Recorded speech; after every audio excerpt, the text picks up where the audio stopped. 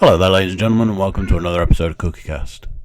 Today on CookieCast, it's the Darkest Timeline podcast, so it's me for the day. I believe this is the one that I'd recorded like 3 times, and the laptop decided that it was going to shut down 2 of those 3 times, so you'll have to forgive the rushed element and slightly peeved element of the whole thing. If you aren't watching us on YouTube, check us out on YouTube. There's usually a video. This one just has some pictures. But while you're there, if you could like, subscribe, and click for notifications, and then share it with people you know, that'd be great. So here we go. This is CookieCast, the Darkest Timeline podcast.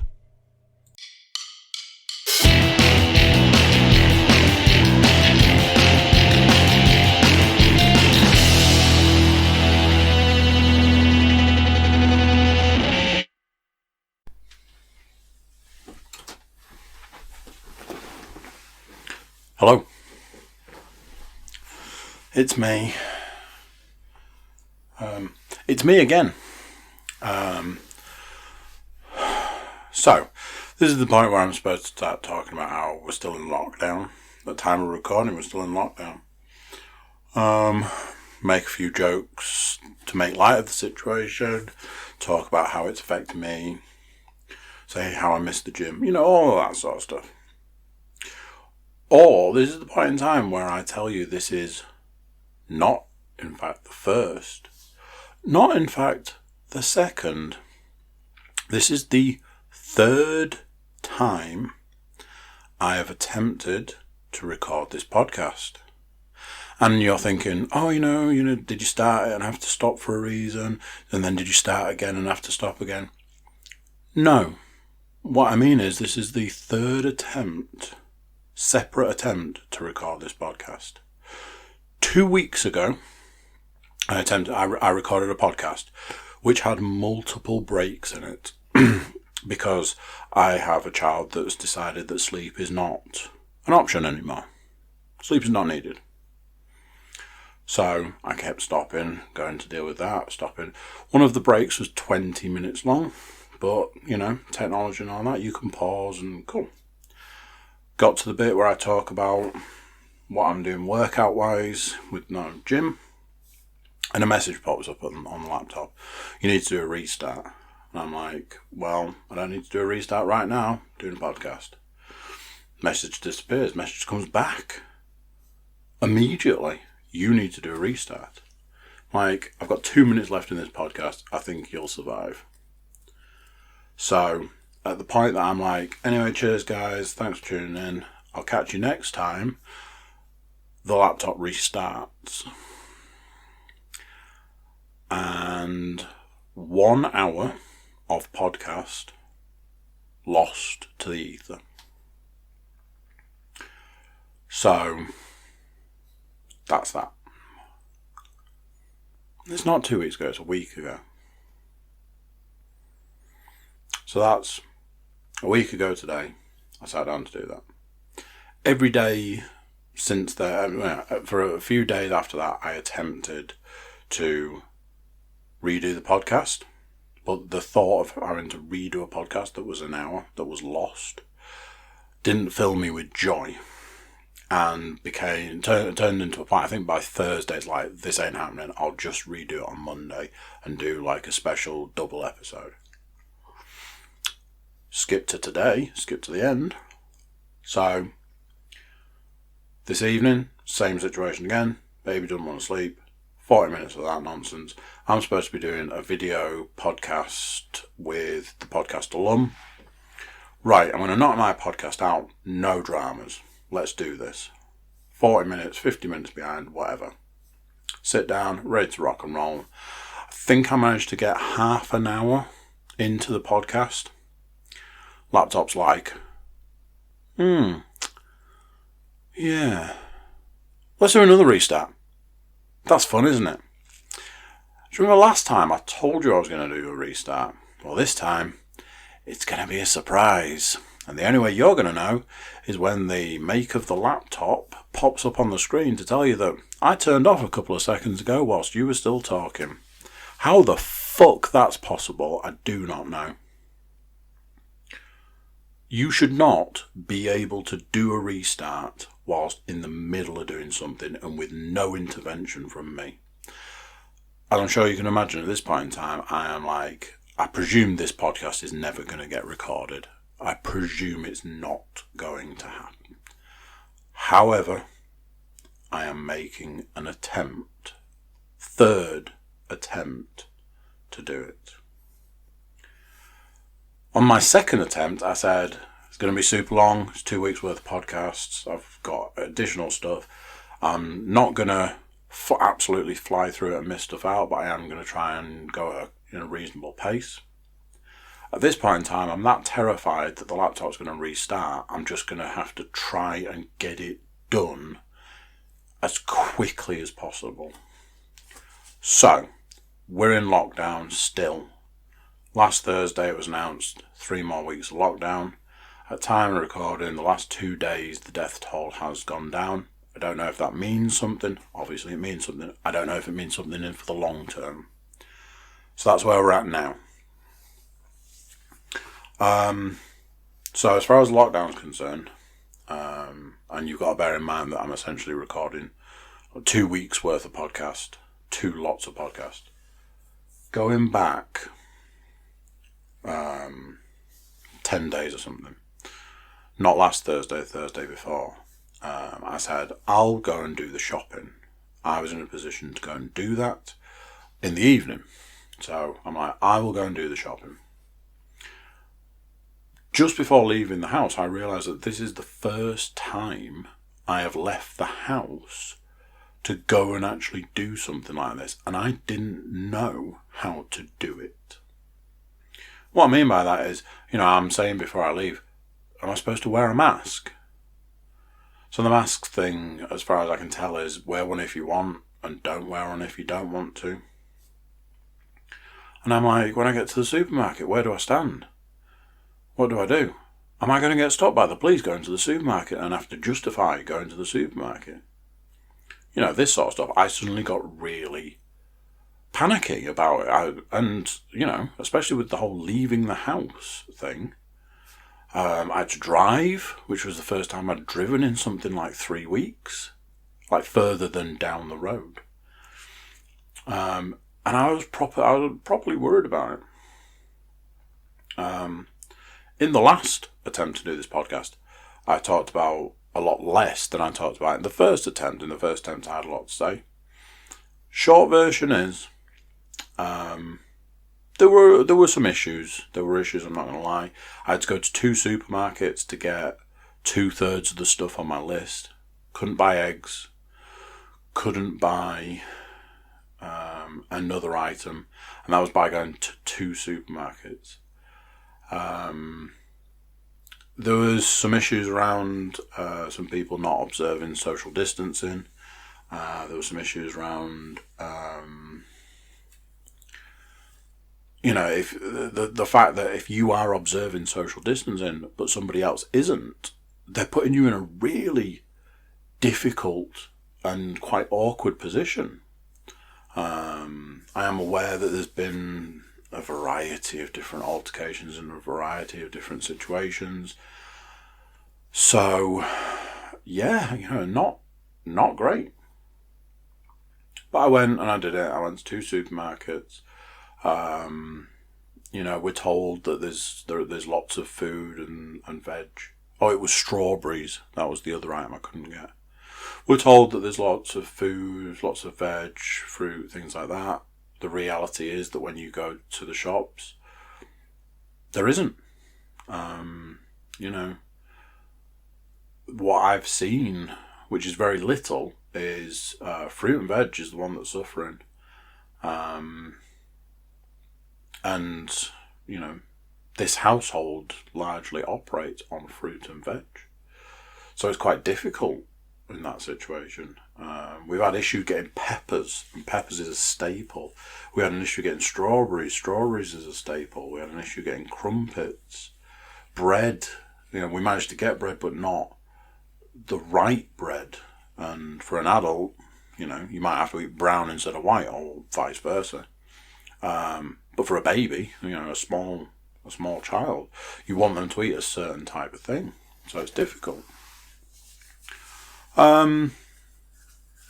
It was what it was, and it is what it is. Like I say, an hour ago when I was doing this podcast for the second time, I had various things to say, and last Monday I had a lot to say. I think it was like a 20-minute sort of conversation. But I think I'm just going to leave it there. I've not been to do it since. Sam, podcast alum Sam, is stuck in his flat. So Lam was going to go and do some shopping. She got him some bits, but didn't get him everything. Again, it was peppers that was needed. I went into a shop whilst we were out on a exercise walk, and they didn't have any peppers either. I did manage to get him a couple of the other missing items. So that was that.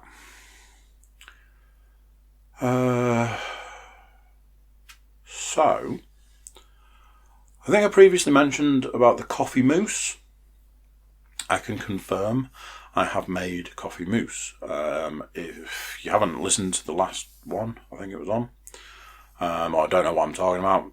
This coffee mousse is not like a dessert. This is, it's got 3 ingredients, 2 spoonfuls of coffee, 2 spoonfuls of sugar, and 2 spoonfuls of hot water. Whisk it with an electric whisk, and it turns into a mousse. You know it's done when it's doubled in size. And the idea is that you scoop it and put it on top of your cold coffee. Coffee mousse with cold coffee. The upside is it was very nice. Downside is a little bit of a faff to make, and it was super strong. I put it on top of a cold coffee, and I enjoyed it.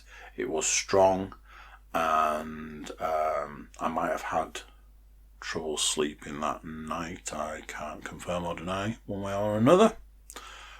Very nice. It's not something I'm going to make all the time, whereas I make cold coffee, cold brews every day now. I'm not saying it's a staple. I'll still drink a hot cup of coffee, but I do enjoy the cold coffee. Coffee mousse was nice. It was fun, fun to make, but it's a bit of a faff. So it's not something I'm going to be making every day.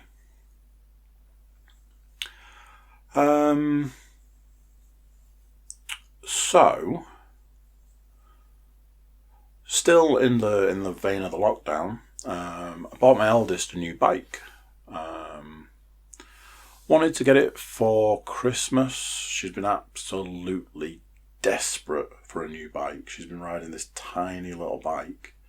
Every time I saw her on it, I was like, darling, you need a new bike. Yeah, I know. But it's tiny. You need a new bike. Yeah, I know. I wanted to get it for Christmas. In hindsight, I should have got it for Christmas. Hindsight's 2020. So I had to order it, because obviously once the lockdown came in, you can't go to a shop and buy a bike. So I had to order it. It was one of those that I ordered it, and it said it was gonna come within 5 working days. I ordered it on a weekend, so the first day it could come. No, I ordered it on a Friday, so the first day it could come. It was like the Tuesday or something. They delivered it on the Monday. I built it a couple of weeks ago. Sent her off on it. She was like, I need a new helmet because my helmet's too small.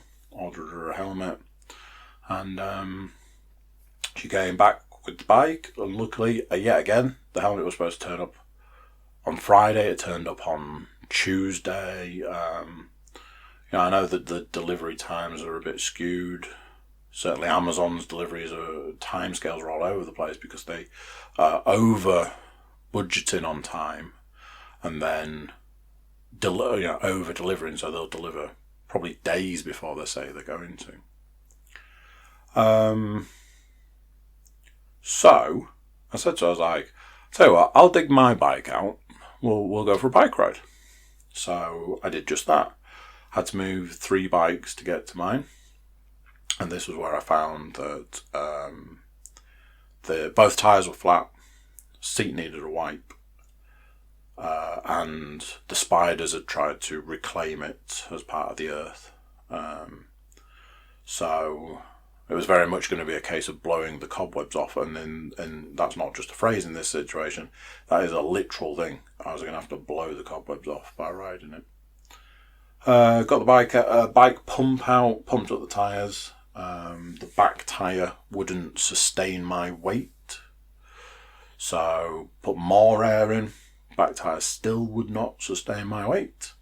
Put more air in. By the time I finished pumping the back tyre up, it will have been literally bulletproof.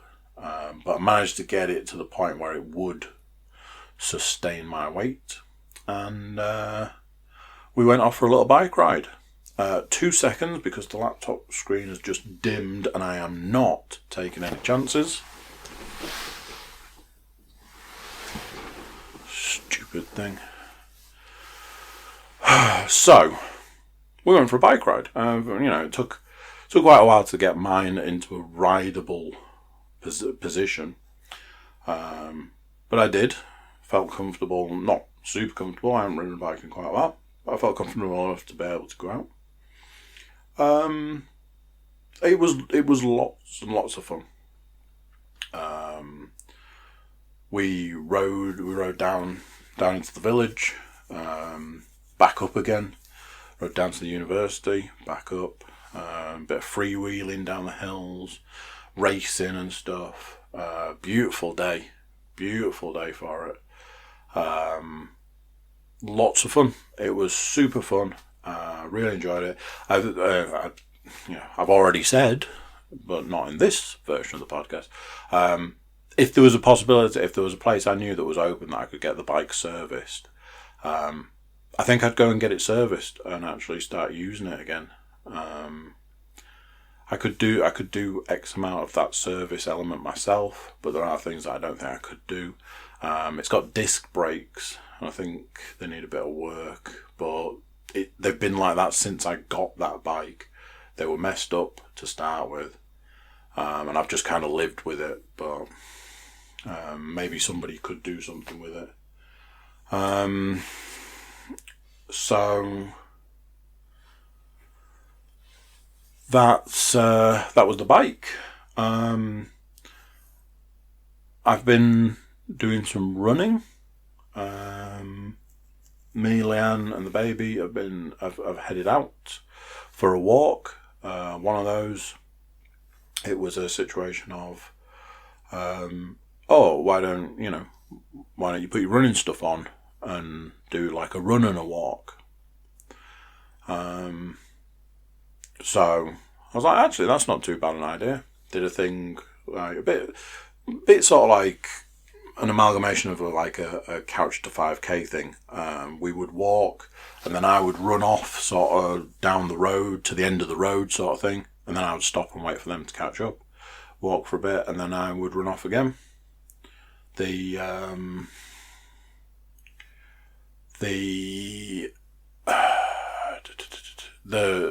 route, it's like a mile and a half. Certainly didn't run a mile and a half, but did do a mile and a half. A couple of days later, went out and did it again. It's just a bit of something. I'm getting some cardio, but cardio is certainly lacking. So maybe with doing a little bit of running, maybe get back on the bike and keeping up with the VR boxing. Maybe that's something that I can do, that I can sort of keep the cardio ticking over. So yeah, there's those things going on. Little drink of water. So what's left on the list? Phone. Long-time listeners, going back a little ways, will know that I have this whole thing about phone usage. There was a big thing for me where I was trying to make a difference to my phone usage, bring it down. And I've talked about it a lot. New listeners might not know that. I have a thing about phone usage. I have a thing about parents and children and mobile phones. And, you should be interacting with your child rather than interacting with your phone. And then I then become a hypocrite when I do it myself. A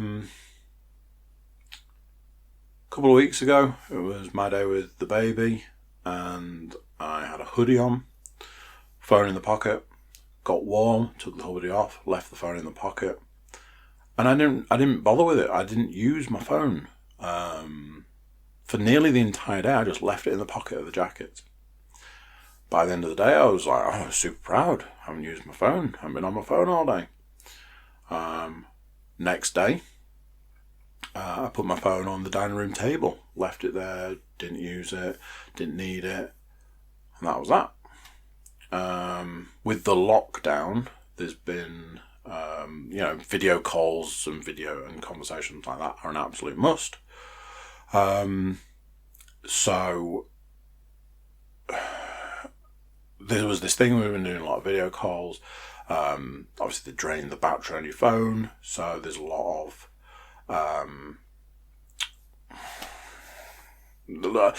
basically I got to the point where I was like, I need a way to charge my phone that also holds my phone. So and ended up buying a reasonably priced wireless charger. It's also a stand. So that was that.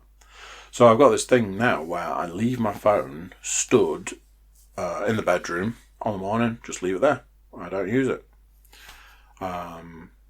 Last Sunday, got a notification saying that my screen time was an average of 20 minutes a day, which I was just like, that's how it should be. That's super cool. I'm super happy with that. It's been easy to sort of maintain. I had a bit of a bad day last week where I was checking it a lot. I was up and downstairs and I was checking it a lot because I was getting a multitude of emails that day. So the next day, I'm like, I am not touching that phone. I don't want to be checking it. I don't want to be reading emails. I don't want any of that. So I left it in the bedroom and I felt a huge amount better. It's just this thing that I just want to get away from it. I just want to be, it has its place, it has its need, it has all of that, but I don't want to be tied to it. Especially at times that I should be doing other stuff, I don't want to be one of those parents that's not interacting with my child over the sake of a cat video on Facebook. So that's sort of the big goal. So far, I already feel super high and mighty when I see other people on their phones. So I must be doing something right. So yeah.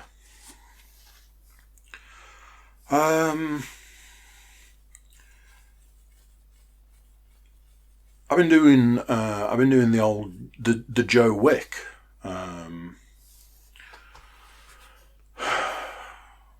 Had the girls. They're like, oh, we're doing Joe Wick every day. Like, okay, so do we need to do the Joe Wick? Oh yeah, you got to do the Joe Wick. Wicks, sorry. I changed his name every day. I was like, right, okay, so we're putting this Baba Yaga guy on then. What? Yeah, John Wick. That was the first one. I think the next one I was like, so we're going to watch this Joe Rogan guy then, yeah? Get a bit of JRE on the go, yeah? I think by the end of the week it was, we're going to watch this thing about tigers. Watch a bit of Joe Exotic, yeah? Tiger King. So we did Joe Wick Tuesday, Wednesday, Thursday, Friday. I can safely say, a great way to start your day. On those days, it was 2 of those days were really tough. I was properly, exhausted, and we were doing it not first thing in the morning, but we were doing it early morning. But I can safely say made me feel really good. You know, it was a good start to the day. You know, get up, have your breakfast, do Joe Wicks. I didn't do it today. I was back at work today, but landed it today. Well done to her. It's another thing that makes me sort of think, you know, about the benefits and certainly the mental health benefits of exercise. I can safely say I felt better on those days doing that exercise. You know, the worst of the ones was, I think it was like 20 seconds on, 10 seconds off. You just didn't get enough time to rest. You just didn't get enough, and that was a bit more brutal. So yeah, that's been doing Joe Wicks. Is what I feel I'm a bit over the place. I'm super worried that the laptop is just going to do what it's done every time I've tried to record this podcast and turn off. So I'm a little distracted by that aspect. I'm trying to get this podcast done in basically a super quick manner so that I can try and get there before the laptop does decide to turn off. Part of me is like, do I stop it and save it so that at least I've got this? I probably need to relax a little. I don't know if that's going to happen. Because we're talking about what is essentially 2 weeks worth of content, there is 2 weeks worth of content. I've got 3 TV shows, a documentary, a movie, 4 console games. That's not even true. Sorry. I'm just adding something, which is very rude. Some VR, and then we're going to talk about some workout stuff. So, like I say, I am trying to get through it because I'm terrified the laptop's going to turn off. You know, let's get going. So, I watched a couple of TV shows that were very, very similar to each other. Both very enjoyable. I'm going to tell you about them now. First one was called Car Masters Rust to Riches. Believe the last podcast I was saying that I'd watched all of Series 1 and that I'd watched the start of Series 2. What I can say is I finished that. There was only 2 series of that and I finished that. Generally good. You know, it's very much in the Fast and Loud vein. Gas Monkey Garage sort of stuff. Car restoration, you know, hot rods, that sort of thing. Unfortunately, there was a couple of downsides. You know, when these things are just harping on and on about money, gotta get the money, gotta get the next money, gotta get the money, gotta get the payday, gotta get the money. But, you know, the guy that owns the garage has clearly had all of his teeth done. They're telling you this information through their Netflix TV show that nobody will be getting paid for. You know, there was this episode where they obviously had to add some drama because these programs need drama, but I'd said it before it happened. They were talking about this deal and how this deal was really precarious and it absolutely had to go ahead. It's just got to go ahead. And I physically said out loud, enter the drama. And 2 seconds later, it was like the music changed and there was a phone call and basically like the car they were working on, which they just so happened to leave outside the shop, got driven into and essentially written off, which completely ended the deal. And nobody's got any money. Nobody's got any money. Nobody's got any money. If you believe that, I've got a bridge to sell you. All in all, enjoyable show. I wish we didn't need the fake element. I wish we could sort of embrace the fact that people know it's a TV show. But I know that's not how American TV works and TV in general. Yeah, I love a twist. I love a bit of suspense and that sort of stuff, but I don't want it to be forced and I don't want it to be fake. So, That's my opinion on that. Like I say, overall, good series. I'd recommend it.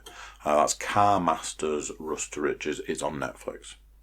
Followed straight up with an almost identical TV show. This has only got one series, depending, yet again, if you believe the back end of this series, there's potentially a reason why. This one is called Rust Valley Restorers. Set in Canada. When I recorded this podcast previously, I said the only time that you would tell that it was recorded, that it was made in Canada, is when they're actually trying to sell the cars. There's a lot of A when they talk, when they're trying to sell cars. The rest of the time, it just seems, it could be American. There's a guy, one second. I'm not letting that screen go off. There's a guy made money from construction or junkyards. Might be junkyards. Seems like he was probably quite wealthy. Has the largest collection of derelict cars, barn find type cars, in that particular area. I think he owns 400 of them. And they just sit there, and essentially he's been working on the odd one here and there, but it was just like a collection. He just owns them. Decides that it's time to maybe make some money off the back of this collection. So what he's going to do is he's going to open a garage, pull cars out, restore them, turn them into like these super cool, super nice, rebuild these cars, and then sell them and make some money. Yet again, whole principle around the show is that nobody's got any money. Heard this one before. What's interesting is the main guy in it, the guy that owns the garage, has got like a problem. He just buys stuff constantly. So he'll be like, I'm going to sell this car for like $15,000. And he'll go to a car show to sell the car for $15,000. Before he's walked through the door, he's spent $2,000 on like parts and engines and things like this. And he'll like go off to see somebody about getting a part that he needs to rebuild a car, but while he's there, he'll buy 2 derelict cars and bring them back. Which I felt was an interesting angle for one of these shows. Generally, the guys that own these garages and the guys that are on these shows are super driven. They all want to be millionaires. They all want to be, king of the world sort of thing. And that passion comes through in the work that they do. This guy's, you get the feeling that he's probably on paper at some point in time has probably been a millionaire. There's a point where he says that he spent like over $2 million on, I don't know whether it's like his collection or he is saying it's his investment. Little bit of a spoiler. By the end of the series, I watched this series in a day. It was engaging enough to do it that way. By the end of the series, he's no better off. As I'm sure you can imagine, when you're trying to sell cars for a certain amount, but you're probably spending as much. And then you've got an entire staff to pay for, and you've got to keep the lights on and this, that, and the other. That's a terrible business model. Simply put, it's not going to survive. And like I say, spoilers, but that's, doesn't take a genius to work out money in, money out sort of thing. Enjoyable. It was an enjoyable show. I like, as you can probably guess, I like those shows. I've watched a lot of them. Fast and Loud, Orange County Choppers, West Coast Customs, all of that sort of stuff. It was really good. I enjoyed it. I'd certainly recommend it. And like I say, a little bit of a twist in the tale. Still very much we're watching a TV show on Netflix, but nobody's got any money element. As I've just said there, that was some spoilers. This is going to be big spoilers. So, at this point in time, there are spoilers coming. However, not massive spoilers. However, very much in the vein of spoilers. What I am going to tell you is a TV show that I have watched everything that is available of it, and I am going to talk about it fairly openly. I'm not going to spoil everything, but there will be spoilers.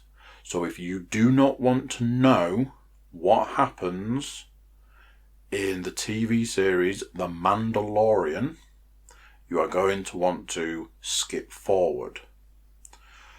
Like I say, I'm not going to spoil it, but I am going to talk about some of the things that are in it.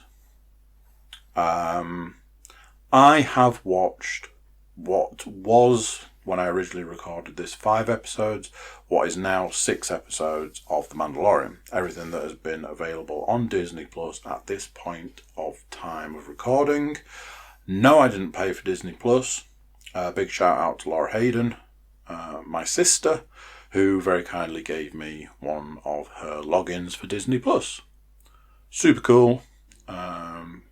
Big thank you for that. My biggest thing with Disney Plus was I wanted to watch The Mandalorian.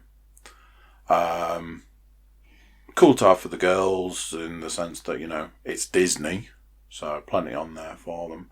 But I wanted to watch The Mandalorian, which I have done. Really good. Really good series. It's really enjoyable. I pretty much all but checked out of the Star Wars universe. Obviously, I very much enjoyed the Jedi Fallen Order game, Star Wars Jedi Fallen Order. I've played it 4 times, start to finish. Super enjoyable game. You know, if there's something in the Star Wars world that interests me, I will definitely check it out. Unfortunately, for me personally, that doesn't really involve the films. I find the films, everything since Return of the Jedi, I find to have been particularly poor, barring sort of Rogue One, Solo to a degree. Everything else, I find to be you know, it's not a scratch on those original movies. So Mandalorian, first episode, it's a long episode. Had some interesting additional characters in it. Taika Waititi was doing a voice in it. I think there was a couple of other additional famous people. What's interesting is that the Mandalorian is played by Pedro Pascal. It's obviously, you know, he's a famous actor. You never see his face. And his voice is, it's like done through, you know, it's kind of electronic to a degree. It's done as if it's coming through a walkie-talkie. So at no point would you ever know it was him, other than, you know, it's him. Those are maybe spoilers. What is a big spoiler and something that I didn't know before I started this series, the Baby Yoda thing. From what I'd seen, I presumed that Baby Yoda was in like an episode. It was just going to be in one episode. It was going to be like, you know, go and save Baby Yoda, bring him back, and that'll be that. What I never realised was that the Baby Yoda thing is literally from episode 1, and he's in every episode. It's cute, it's fun. I'm sure we will end up with a Baby Yoda, you know, toy or plush or something in our house before long. You know, there's some jokes involved, this, that, and the other. Something, and this is going to be another spoiler, something that is super, super cool about this series is that there is a forging element, like forging armour element. Basically, there's a point where he's getting paid in a particular type of steel, and it just happens to be the steel that his armour's made out of, and he takes it to somebody and they craft him new armour. That is a spoiler. I love forging stuff. Obviously, I'm a big Alex Steele fan. I watch his YouTube stuff. And I love to watch things being forged and made. So to have that as an actual element of a current and what is, I presume, very popular TV series, I thought that was super cool to see. Really enjoyed that fact. There's a slight downside. When you watch it, it feels, you're like, this is cool, this is really good, it's really enjoyable. But it feels like I've seen it before. I think the reason behind that is and for want of a better way of putting this, the whole thing in a lot of ways is just largely completely ripped off from Firefly. There are a couple of episodes that are just Firefly episodes redone in the Star Wars universe, and it feels very much like as if they hope you don't notice. There was also the fact that an episode started and I sort of jokingly was like, oh, so they're going to do the Seven Samurai episode, brilliant. And then they did the Seven Samurai episode and I was like, really? Firstly, usually done by an established TV show. Secondly, surely we've seen it a bajillion times before this. Anyway. It's fun, you kind of allow it, even though it's ripping off an exceptional TV show and hoping that you don't notice. You kind of allow it because of the way it's done. Something about the character of the Mandalorian, I thought he was just going to be like hard as nails, badass bounty hunter. The way they've taken that is not that way. He's often in fights and he's often getting a kick in. There's been a few points where it's not exactly gone his way. He's very good at what he does, He is a bounty hunter and he does fit that role, but I find it interesting that they've gone the way they have with the character. So that was that, and that was the review that I gave when I was at episode 5. One of the biggest reasons that I wanted to watch The Mandalorian was that I was actually very much aware, and something that I have spoken about on the podcast previously, was that Bill Burr was in an episode. And I was like, I've got to see this. I've got to. He is the running joke is that he's always been very vocal about it's not a dislike, but it is at the same time, of Star Wars. He doesn't get it. He doesn't get the geek culture around it. He doesn't engage with it. He's been very vocal about that. And apparently that was the joke. Jon Favreau said to him, I want you to come and be in The Mandalorian. He laughed and was like, you do know that I'm quite vocal around my opinion on the Star Wars universe. And Jon Favreau's answer was, exactly, that's why I want you to do it. Episode 6 came out on Friday. I sat down Friday evening to watch it. Hands down, the best episode. Because it had an amazing cast. So Bill Burr was in it as like a fairly main character. Richard Ayoade did a voice in it. Clancy Brown was in it. I haven't seen Clancy Brown in it for ages. There was the guy from Sons of Anarchy that's got the big beard and the big hair. He was also in Batman Begins. Can't think of his name as an actor, but that's how I would describe him. Really cool episode. Really good. Bill Burr was really good in it. It's not his first rodeo, but as somebody who I very much, I listen to his podcast and I watch him stand up and I go and see him live. To see him as an actor in things is often strange. And I think there's a part of me that expects him to do badly, because that's not his first calling.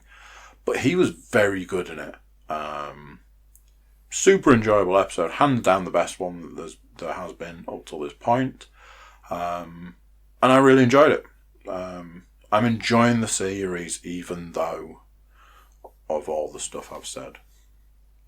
So that is The Mandalorian. I watched a documentary today. Came on Netflix in the last few days. When I saw it, I was like, that looks super cool. Called LA Originals. It's about these two guys. Unfortunately, I can't tell you their real names. I can't tell you their full names because I didn't make a note of them. There's that cough again. I didn't write them down, didn't make a note. I can tell you what they're referred to as. It's like Mr. Cartoon and Steve-O, and it's not the Steve-O from Jackass. 1 second. Okay, not letting that laptop go. One guy's a tattoo artist, one guy's a photographer. The guy didn't start out as a tattoo artist.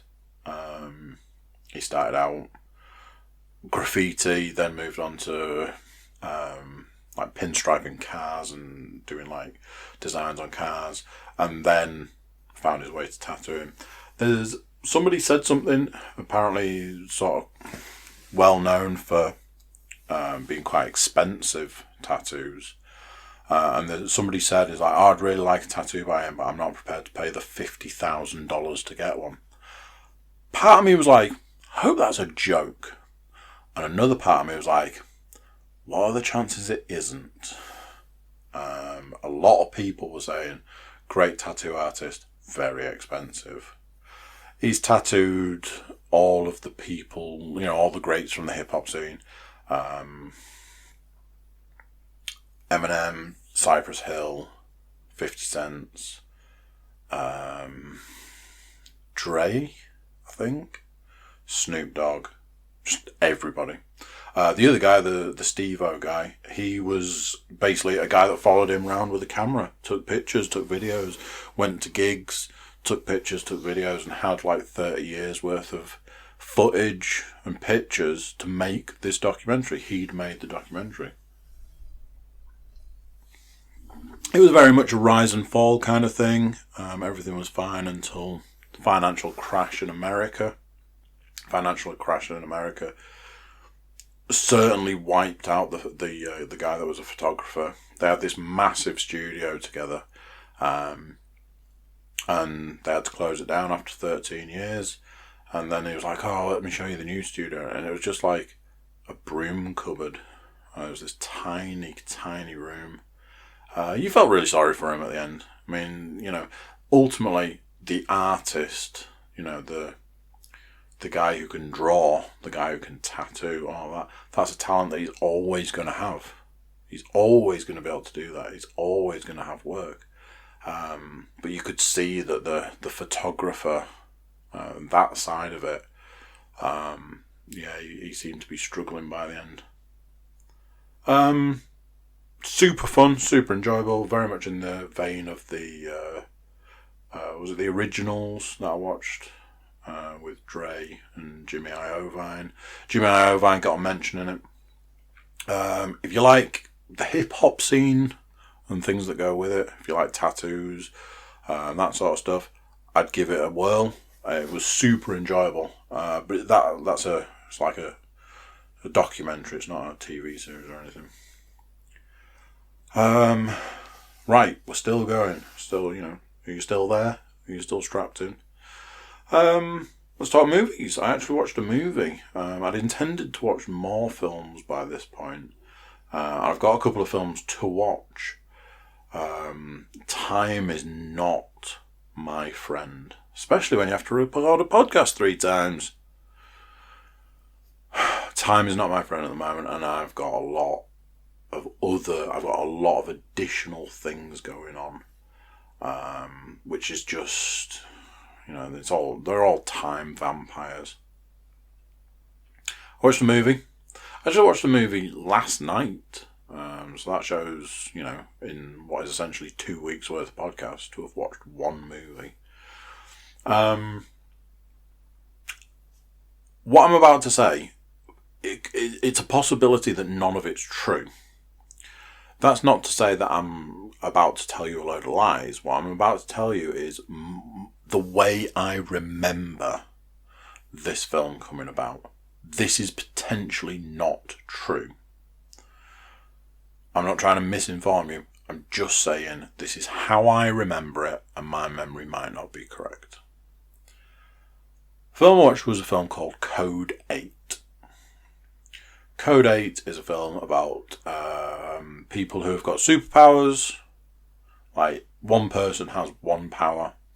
And it's the world, they don't really belong in the world, so they end up doing like manual labour jobs. A guy who can move things with his mind can move bricks. A guy who can conduct electricity or has like an electricity power can be an electrician. A guy who can melt stuff with his hand can weld. A guy that can, or a girl, a person with powers who can, super strong, goes without saying, you can lift things that are heavy. So they end up doing like construction jobs, and they become like, the story in this is that they're day labourers, sort of thing.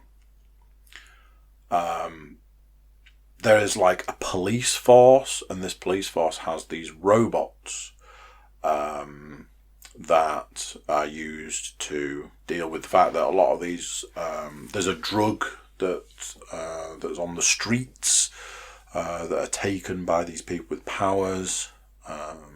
Obviously, when you involve drugs in things, people get crazy. They have these robot police. They have these big, like, giant drones that fly these robot police around the place, and they have human police. From what I remember, this movie started off as like just like a project where people had made it to sort of demonstrate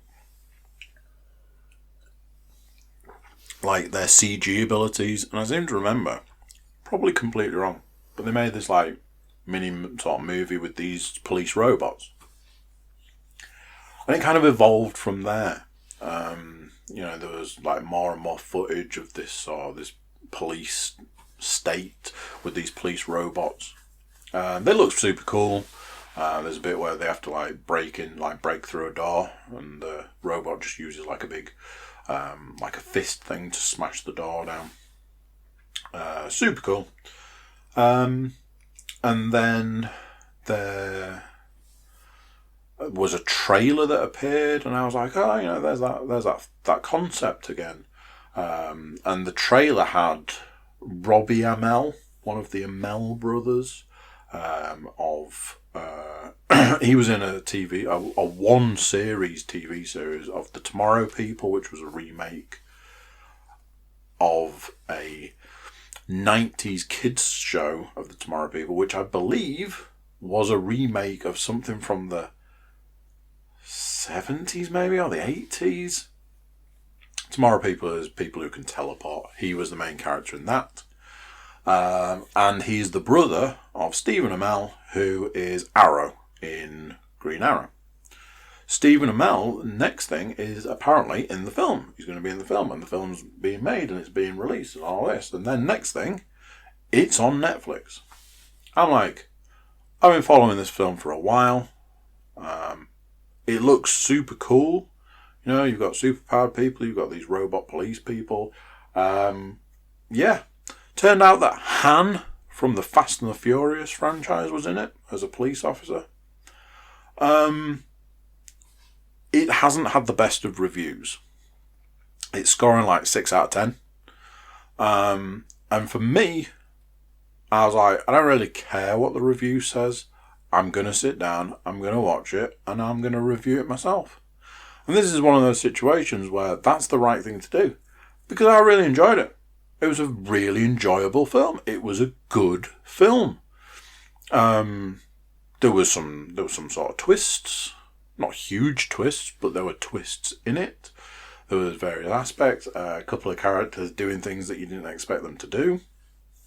And yeah, it was an enjoyable film. It was like an hour and a half, an hour and 40 minutes or something. Perfect length for a movie. Sit down, gave it a watch, gave it a chance, was not disappointed. An enjoyable film. Another example why not necessarily always needing to listen to critics, but what I will say is I love a bad movie. So there's a high possibility that it is a bad film, and I just enjoyed it because that's how I roll. So that is the film Code 8. Again, it's on Netflix. If there is one thing, this podcast should be probably sponsored by Netflix. Right, let's talk about some games. Games are an issue. The one thing that is sort of coming through the lockdown is I can't settle on a game.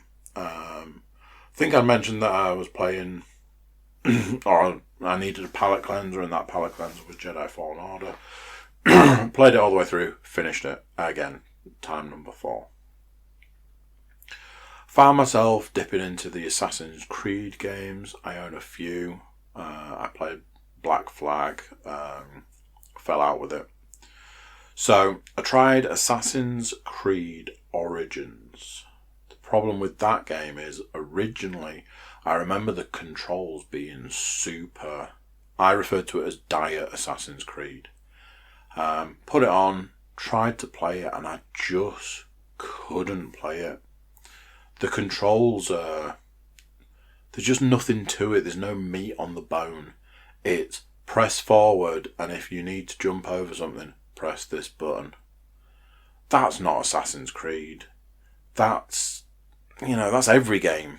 I remember some Assassin's Creed games where it's like, you want to climb that tower, use those 4 buttons to do it. And that made it feel like it had more substance. Really didn't get on with playing Origins, so I jumped ship and went to Assassin's Creed Odyssey. I don't feel that Assassin's Creed Odyssey should be called Assassin's Creed. It really does not feel like it should have the Assassin's Creed tag. It should just be its own game. The moment you don't have the hidden blade, you're not playing Assassin's Creed. I don't care which way you slice it. The controls are a little bit better. Still has some of the issues with the way you fight, the buttons you use to fight with. So there's that aspect. But certainly better than Origins. I was playing it, but I wasn't loving playing it. But then it was enough to keep me engaged. Just about. Got so far and I was like, I tried to play Assassin's Creed Syndicate, but it was one of these games where it was like, once you've played it, the only way you can replay it is by deleting the save game. So I'd installed it, found that was the case, and uninstalled it. And then at another point in time, when I wanted to play Metal Gear Solid 5, I had to delete the save for that. So I was like, well, while I'm here, I'll delete the Syndicate save. Like, do you know something? I really enjoyed Syndicate, so I'm going to put that on. I'm going to play Syndicate. So again, jumped ship. This is the problem I've got at the moment. Jumped ship from Odyssey to Syndicate. Was really enjoying playing Syndicate. However, some of the mechanics in that game are super broken. And what I will say is, more broken than I ever remember them being. It's like the people that made the game went back and they were like, "Oh, this game's nicely polished and nicely rounded and nicely finished. Yeah, we don't really want that. Let's break some of the mechanics in it." Yeah, it's that thing where if you if you want to like jump off a really tall building and you're not doing the leap of faith, it'll just jump off. Okay, cool, I'm dead now. Maybe I shouldn't have jumped off that really tall building. I was really enjoying it. I was really into it. Note the appropriate word there is was.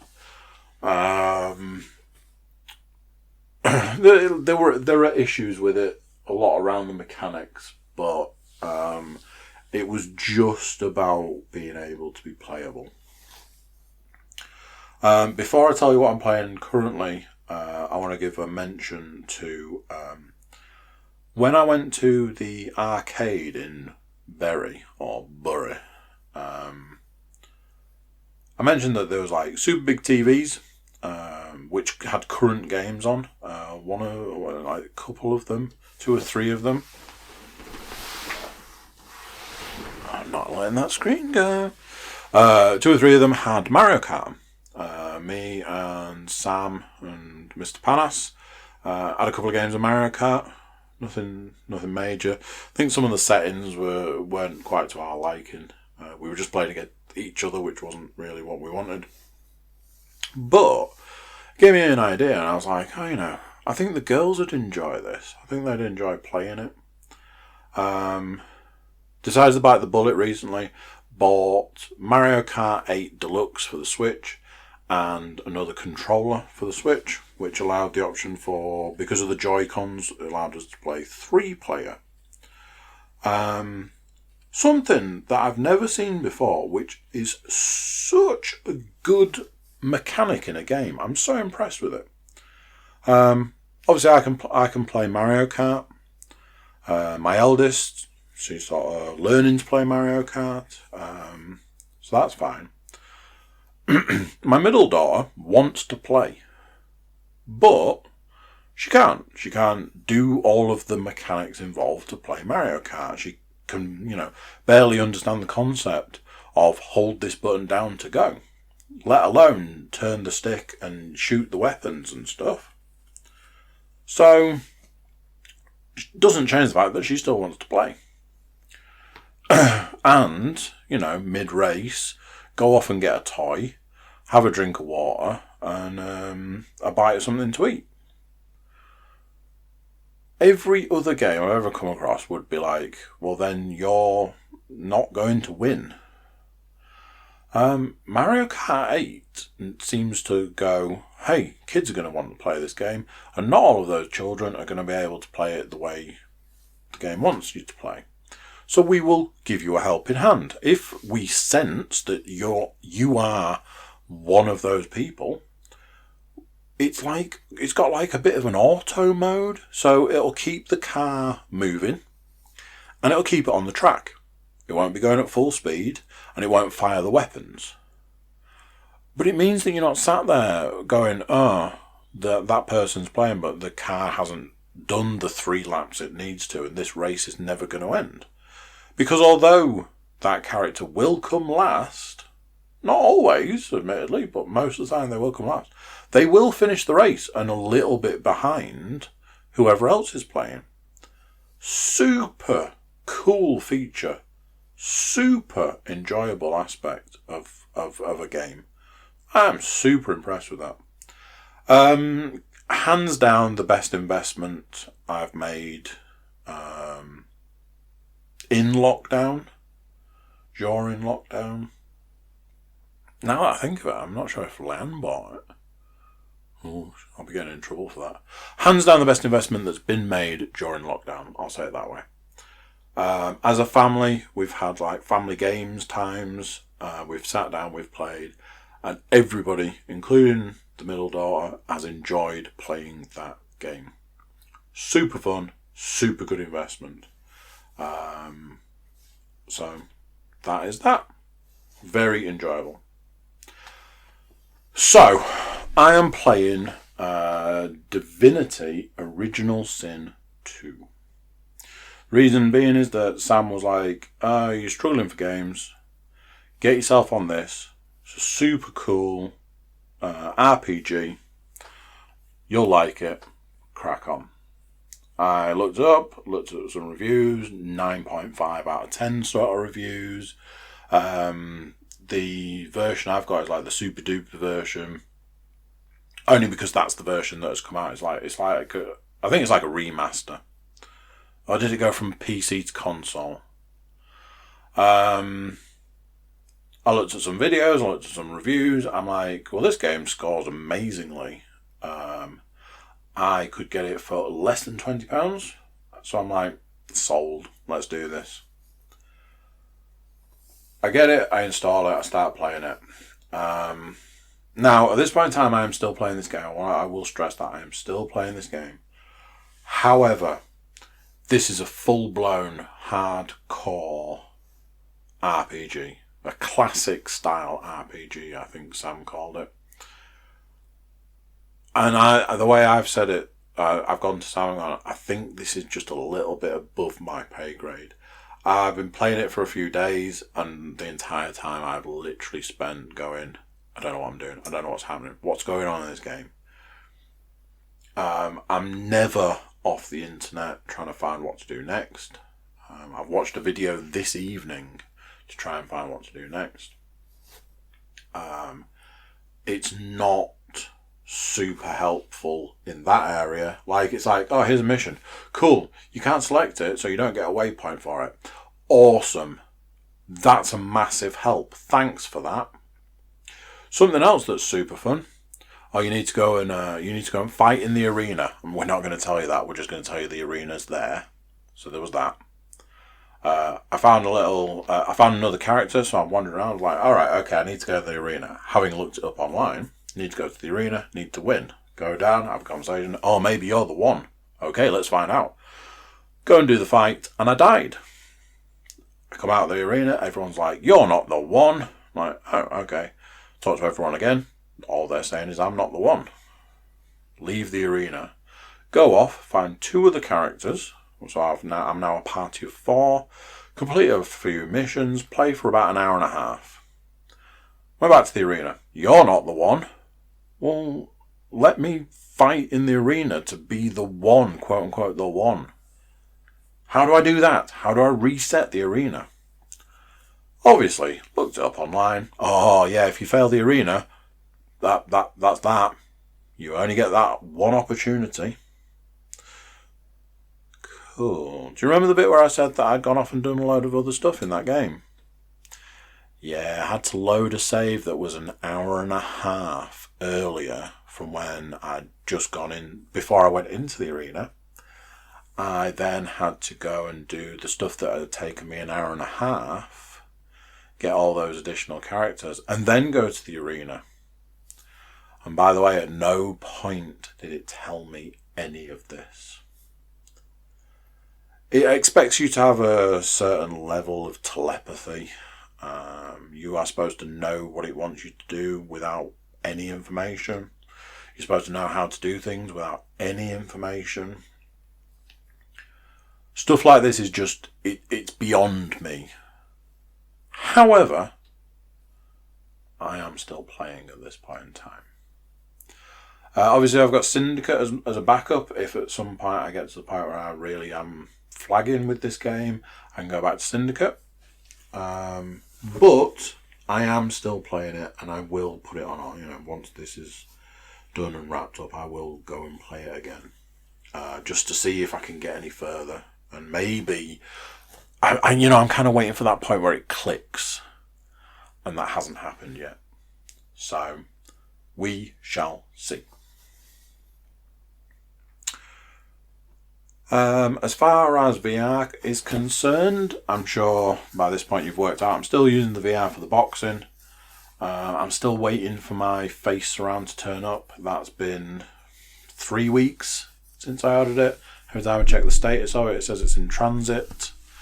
So, any day now. I really wanted to play some VR stuff that wasn't boxing. So on one of my rest days, I was like, I'm going to play VR. And I did. I played Aspire 1. Because I tried to play Arizona Sunshine. And I was like, oh man, all I ever play is Arizona Sunshine. Let's play something else. You've got a bajillion other games. Play one of those. Played Aspire 1. It was fun. I was just running around on it. Again, a game that suffers from not really telling you, or not really giving you any information. So I was just kind of running around, shooting people with the trank gun, and then if I needed to shoot people with like a machine gun, I wasn't really fussed about it. I've forgotten a couple of the mechanics of that game. You can do a thing with like a camera on the back of your hand, which I can't remember how to do, so that's a bit unfortunate. Ultimately, I'd been running around, played for quite a while, but I got to a point where I couldn't find where I needed to go next, and I was just going round and round in circles, so I stopped playing. I was running out of power on the headset, I think, so I turned it off at that point. That was kind of that. I will go back to it, like I say, with using the VR for the boxing, it doesn't allow me the opportunity to play VR games because I get so sweaty in it, and I have to take the surround off and let it dry. Hopefully when the new surround comes, that will stop that issue. The VR is getting a workout, and so am I. So there's that, but obviously there are other things that the VR can do, and there are other games that I'm just not touching at the moment. So there we go. This was the point a week ago where the laptop told me it needed to do a restart. Something I'm super annoyed about is, after it's done all of this restarting nonsense, my background's missing. The laptop background is just black. It's really unappealing, because it should have the CookieCast logo on. But in a quick search to try and find it, I couldn't find it, so I'll have to dig that out and put it back. So let's see if we can actually finish this podcast. Come on, cross the finish line. The only thing I've got left is what would have been the gym section. I am not at the gym, as I'm sure you are aware. I am working out at home 5 times a week. I am doing cardio through the boxing, and like I was saying, I've done some running, bike ride, so on and so forth. I am doing weights in the Armoury. For those of you that don't know, the Armoury is my home gym in the garage, because that's where the guns are built. Press-ups, kettlebell, Armoury, full weights workout. I was doing the Joe Wicks, I was doing the running, bike ride, all this. It's not enough. I've put on weight. I'd like, in some reality, for that weight to be muscle. I know it isn't. So need to address that side of it. I think, we need to push through on the cardio. What I will say is, I had 20 minutes, half an hour or something to do a full workout this evening. So I absolutely blasted through press-ups, kettlebell, straight out into the garage. Was just doing arms today rather than chest and stuff.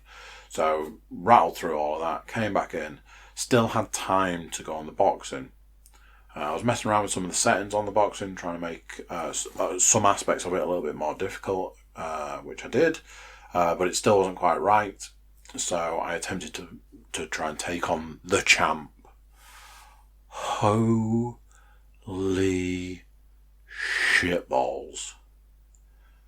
By the 3rd round, I couldn't lift my arms. All I could do by the 3rd round was punch him in the stomach by just jabbing at waist height. I couldn't lift my arms. I was white. That was a proper workout. In case you're wondering, I did beat him. I managed to beat him by the end of the 4th round. 4 out of 5 rounds. But my word, that was tough.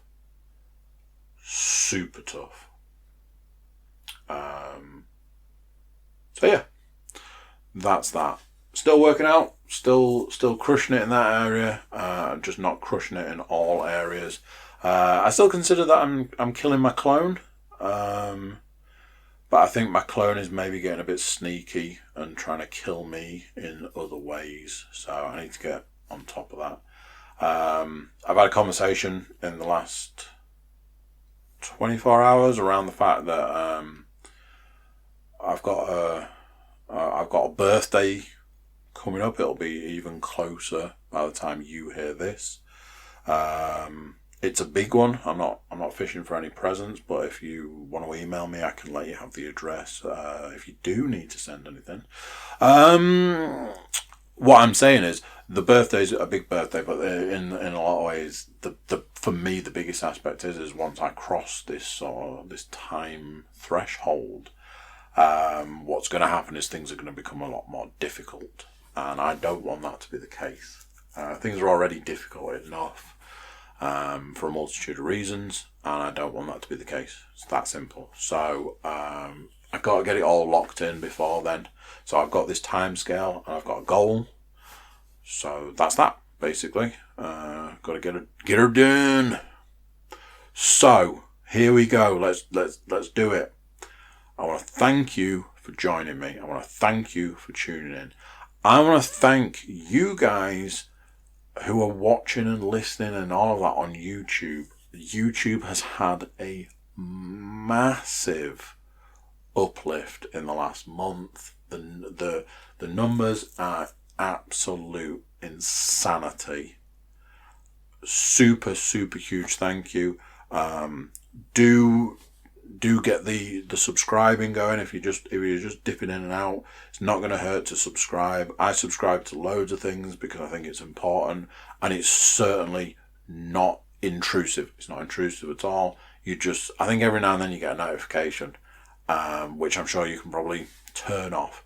But subscribing really helps the channel. You're helping massively by watching, listening, and all that. Help a brother out by chucking a subscribe our way. I think we had 5,000 views, which I'm sure for some YouTube channels and for some YouTubers that is a drop in the ocean. For us, 5,000's huge. We had over 1,600 views in one day. To me personally, those are some big numbers, and I'm super proud of that, and I'm super proud of everything that you guys are doing. And like I say, just want to say a big thank you, a big thank you. And that's that. I might actually finish this podcast. I'll see you guys. I'll talk to you next week. Thank you. See you later. So there we go. What do you think's that? Sorry if it was a bit rushed, maybe. I don't know. YouTube watchers, make sure YouTube subscribers, like, share, comment, get a friend to do the same. Then other people, you know the rules. Everybody jump over to cookiecast.com. Check us out over there. Send us some social media love, some email love, just some general love. So there we go. That's this one done. Till next time, I'm going to say bye, and I'll see you then.